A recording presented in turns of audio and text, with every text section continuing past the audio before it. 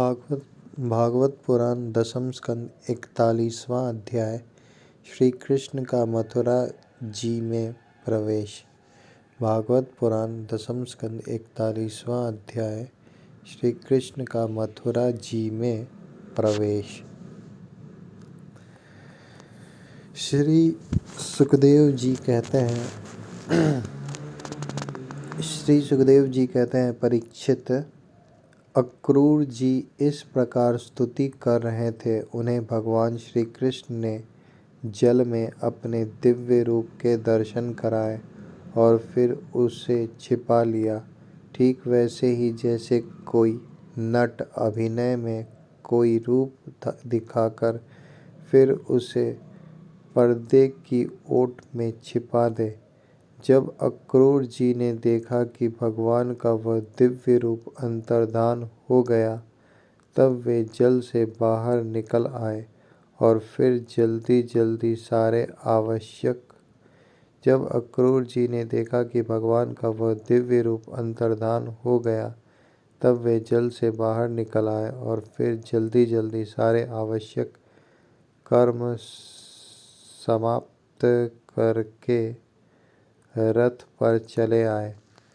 उस समय वे बहुत ही विस्मित हो रहे थे। भगवान श्री कृष्ण ने उनसे पूछा, चाचा जी, आपने पृथ्वी, आकाश या जल में कोई अद्भुत वस्तु देखी है क्या? क्योंकि आपकी आकृति देखने से ऐसा ही जान पड़ता है।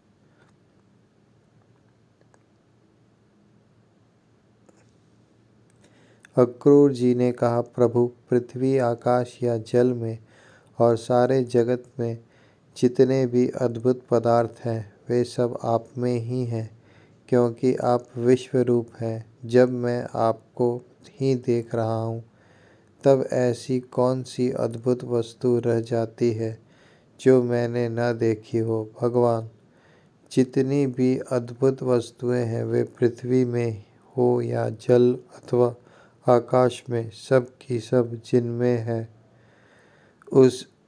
उन्हीं आपको मैं देख रहा हूँ। फिर भला मैंने यहाँ अद्भुत वस्तु कौन सी देखी?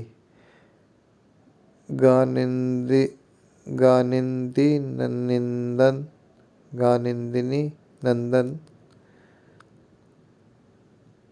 अक्रूर जी ने यह कहकर रथ हाँक दिया और भगवान श्री कृष्ण तथा बलराम जी को लेकर दिन ढलते ढलते वे मथुरापुरी जा पहुँचे। परीक्षित, मार्ग में स्थान स्थान पर गाँवों के लोग मिलने के लिए आते और भगवान श्री कृष्ण तथा बलराम जी को देखकर आनंद मग्न हो जाते। वे एकटक उनकी ओर देखने लगते, अपनी दृष्टि हटा न पाते।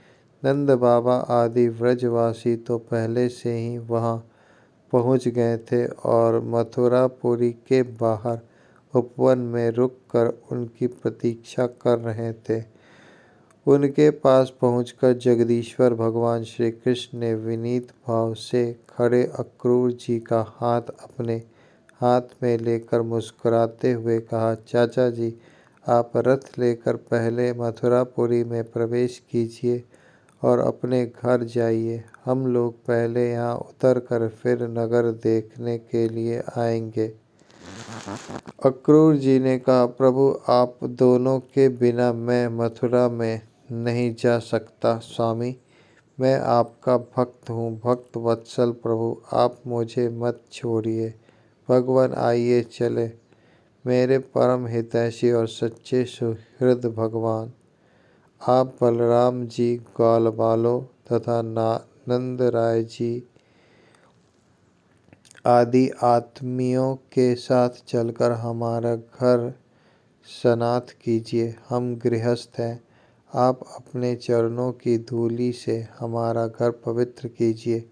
आपके चरणों की धोवन गंगा जल या चरणामृत से अग्नि देवता पितर सब के सब तृप्त हो जाते हैं।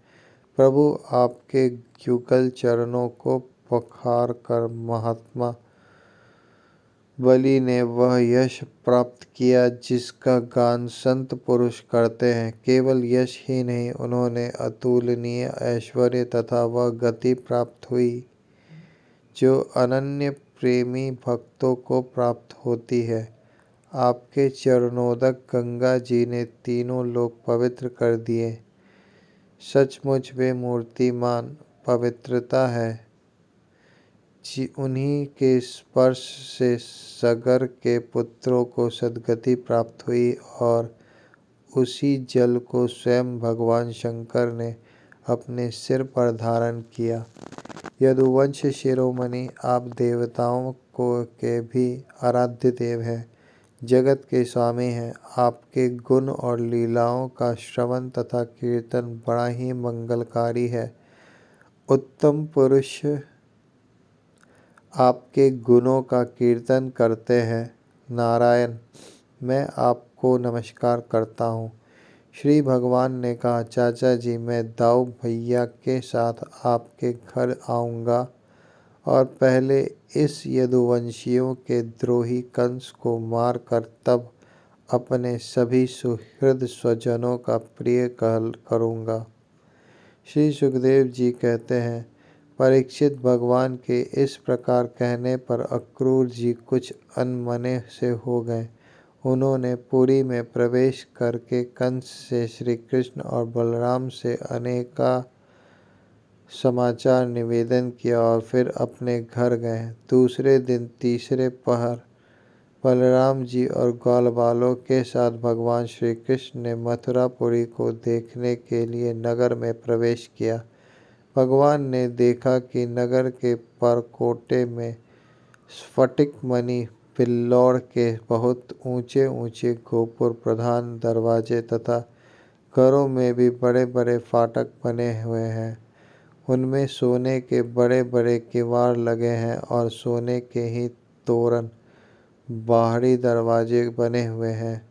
नगर के चारों ओर तांबे और पीतल की चार दीवारी बनी हुई है। खाई के कारण और कहीं से उस नगर में प्रवेश करना बहुत कठिन है। स्थित स्थान पर सुंदर सुंदर उद्यान और रमणीय उपवन, केवल स्त्रियों के उपयोग में आने वाले बगीचे शोभायमान हैं। सुवर्ण से सजे हुए चौराहे, धनियों के महल, उन्हीं के साथ के बगीचे,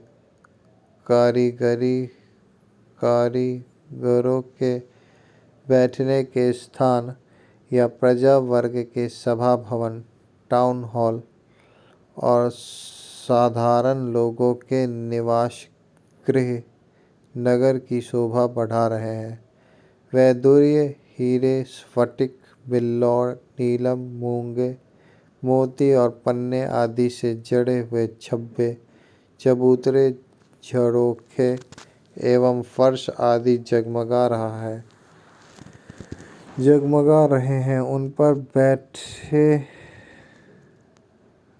उन पर बैठे हुए कबूतर, मोर आदि पक्षी भांति भांति बोली बोल रहे हैं। सड़क, बाजार, गली एवं चौराहों पर खूब छिड़काव किया गया है। स्थान स्थान पर फूलों के गजरे, जवारे, जौ के अंकुर, खिल और चावल बिखरे हुए हैं। घरों के दरवाजों पर दही और चंदन आदि से चर्चित जल से भरे हुए कलश रखे हैं और वे फूल, दीपक, नई नई कोपले, फल सहित केले और सुपारी के वृक्ष, छोटे छोटे झंडियों और रेशमी वस्त्रों से भली भांति सजाए हुए हैं। परीक्षित, वसुदेव नंदन भगवान श्री कृष्ण और बलराम जी ने ग्वालवालों के साथ राजपथ से मथुरा नगरी में प्रवेश किया। उस समय नगरी की नारियां बड़ी उत्सुकता से उन्हें देखने के लिए झटपट अटारियों पर चढ़ गईं। किसी किसी ने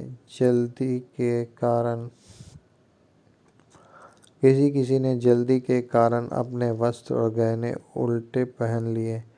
किसी ने भूल से कुंडल, कंगन आदि जोड़े से पहने जाने वाले आभूषणों में से एक ही पहना और चल पड़ी। कोई एक ही कान में पत्र नामक आभूषण धारण कर पाई थी, तो किसी ने एक ही पाँव में पायजेब पहन रखा था। कोई एक ही आँख में अंजन आंज पाई थी, तो दूसरी में बिना आंजे ही चल पड़ी। कई रमणियाँ तो भोजन कर रही थी, वे हाथ का कौड़ फेंक कर चल पड़ी। सबका मन उत्साह और आनंद से भर रहा था। कोई कोई उपटन लगवा रही थी, वे बिना स्नान किए ही दौड़ पड़ी। जो सो रही थी, वे कोलाहल सुनकर उठ खड़ी हुई और उसी अवस्था में दौड़ चली। जो माताएं बच्चों को दूध पिला रही थी, वे उन्हें गोद से हटाकर भगवान श्री कृष्ण को देखने के लिए चल पड़ी। कमल नयन भगवान श्री कृष्ण मतवाले गजराज के समान बड़ी मस्ती से चल रहे थे। उन्होंने लक्ष्मी को भी आनंदित करने वाले अपने श्याम सुंदर विग्रह से नगर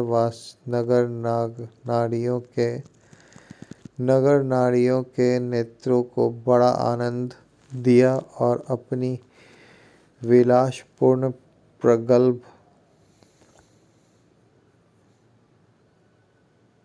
हंसी तथा प्रेम भरी चितवन से उनके मन चुरा लिए।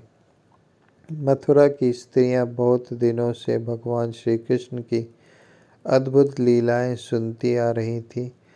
उनके चित्त चिरकाले से श्री कृष्ण के लिए चंचल व्याकुल हो रहे थे। आज उन्होंने उन्हें देखा। भगवान श्री कृष्ण ने भी अपनी प्रेम भरी चितवन और मंद मुस्कान की सुधा से खींचकर उनका सम्मान किया। परीक्षित, उन स्त्रियों ने नेत्रों के द्वारा भगवान को अपने हृदय में ले जाकर उनके आनंदमय स्वरूप का आलिंगन किया। उनका शरीर पुलकित हो गया और बहुत दिनों की विरह व्याधि शांत हो गई। मथुरा की नारियां अपने अपने महलों की अटारियों पर चढ़कर बलराम और श्री कृष्ण पर पुष्पों की वर्षा करने लगी। उस समय उन स्त्रियों के मुख कमल प्रेम के आवेग से खिल रहे थे। ब्राह्मण, क्षत्रिय और वैश्यों ने स्थान स्थान पर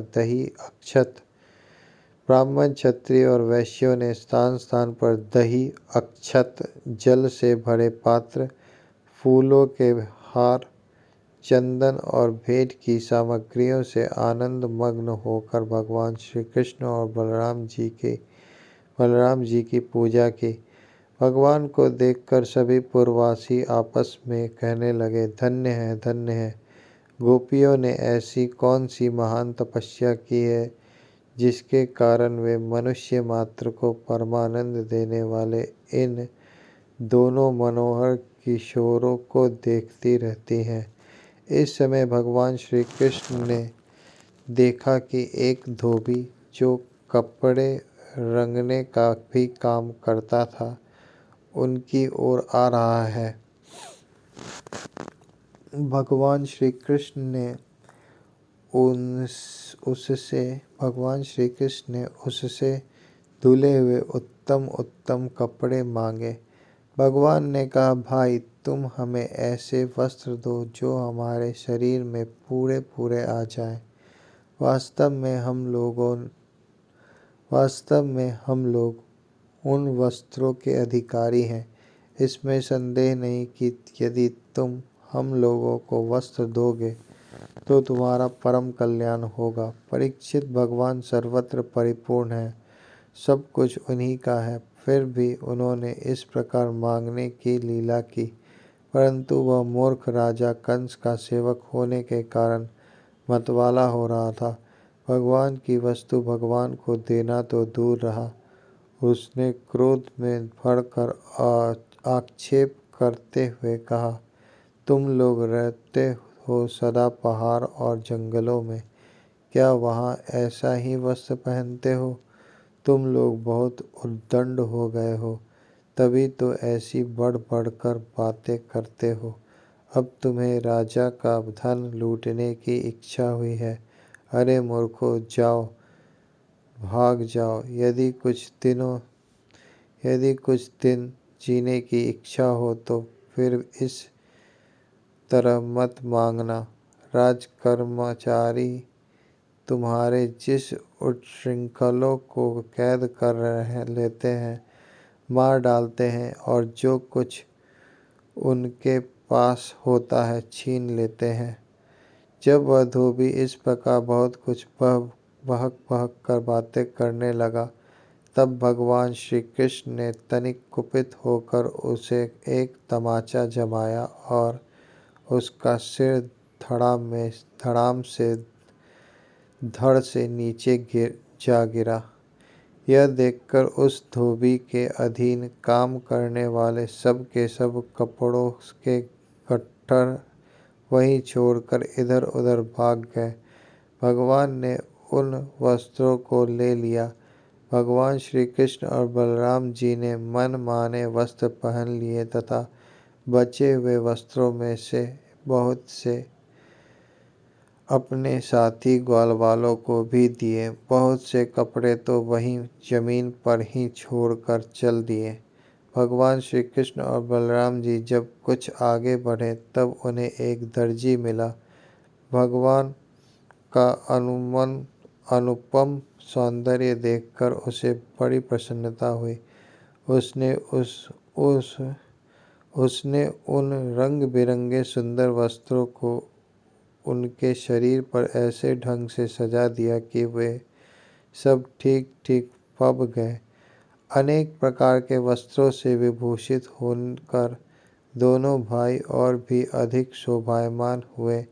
ऐसा जान पड़ते मानो उत्सव के समय श्वेत और श्याम गज शावक भली भांति सजा दिए गए हों। भगवान श्री कृष्ण उस दर्जी पर बहुत प्रसन्न हुए। उन्होंने उसे इस लोक में भरपूर धन संपत्ति, बल, ऐश्वर्य, अपनी स्मृति और दूर तक देखने सुनने की आदि की इंद्रिय संबंधी शक्तियां दी और मृत्यु के बाद के लिए अपना सारूप्य मोक्ष भी दे दिया। इसके बाद भगवान श्री कृष्ण सुदामा माली के घर गए। दोनों भाइयों को देखते ही सुदामा उठ खड़ा हुआ और पृथ्वी पर सिर रखकर उन्हें प्रणाम किया। फिर उनको आसन पर बैठाकर उनके पांव पखारे, हाथ धुलाए और तदंतर ग्वाल बालों के सहित सबकी फूलों के हार, पान, चंदन आदि सामग्रियों से विधि पूर्वक पूजा की। इसके पश्चात उसने प्रार्थना की, प्रभु आप दोनों के शुभागमन से हमारा जन्म सफल हो गया, हमारा कुल पवित्र हो गया। आज हम पितर, ऋषि और देवताओं के ऋण से मुक्त हो गए। वे हम पर परम संतुष्ट हैं। आप दोनों संपूर्ण जगत के परम कारण हैं। आप संसार के अभ्युदय, उन्नति और निःश्रेयस मोक्ष के लिए ही इस पृथ्वी पर अपनी ज्ञान, बल आदि अंशों के साथ अवतीर्ण हुए हैं। यद्यपि आप प्रेम करने वालों से ही प्रेम करते हैं, भजन करने वालों को ही भजते हैं, फिर भी आपकी दृष्टि में विषमता नहीं है, क्योंकि आप सारे जगत के परम सुहृद और आत्मा हैं। आप समस्त प्राणियों और पदार्थों में समरूप से स्थित हैं। मैं आपका दास हूँ। आप दोनों मुझे आज्ञा दीजिए कि मैं आप लोगों की क्या सेवा करूँ।